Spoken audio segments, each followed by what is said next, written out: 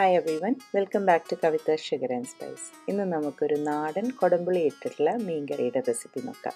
അതിനായിട്ട് ഞാൻ ചട്ടിയിലേക്ക് 1 ടേബിൾ സ്പൂൺ വെളിച്ചെണ്ണയാണ് ആദ്യം എടുക്കുന്നത്. അതിട്ട് കഴിഞ്ഞാൽ അതിലൊന്ന് ചുറ്റിച്ചു കൊടുത്താൽ ചട്ടി പുകയാതെ ഇരുന്നോളും.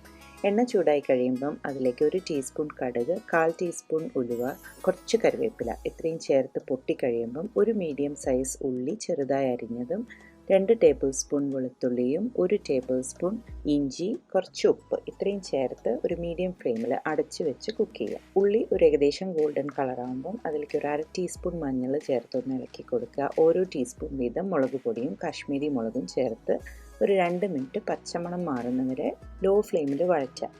ഒരു അരമണിക്കൂർ വെള്ളത്തിൽ കുതിർത്തിട്ടുള്ള 2 കൊടംപുളി ചേർത്ത് നന്നായിട്ട് 1 മിനിറ്റ് ഒന്ന് വഴറ്റുക. ഇതിലേക്ക് ഒരു തക്കാളി നീളത്തിൽ അരിഞ്ഞതും കൂടി ചേർത്ത് ചെറിയ തീയിൽ അടച്ചു വെച്ചിട്ട് തക്കാളി സോഫ്റ്റ് ആവുന്നവരെ ഒന്ന് കുക്ക് ചെയ്തെടുക്കുക.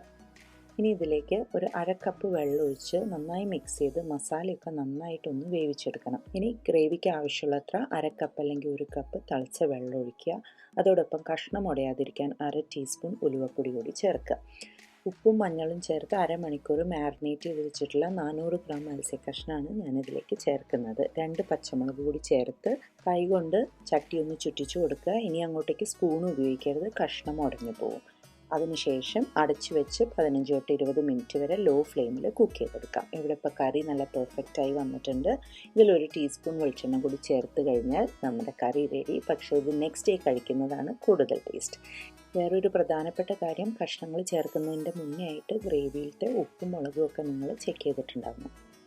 എല്ലാവർക്കും ഈ റെസിപ്പി ഇഷ്ടപ്പെട്ടു എന്ന് വിചാരിക്കുന്നു. Thank you for watching my video. അടുത്ത തവണ വീണ്ടും വ്യത്യസ്തമായൊരു റെസിപ്പി ആയിട്ട് കാണുന്നവരെ take care and have a wonderful day. By.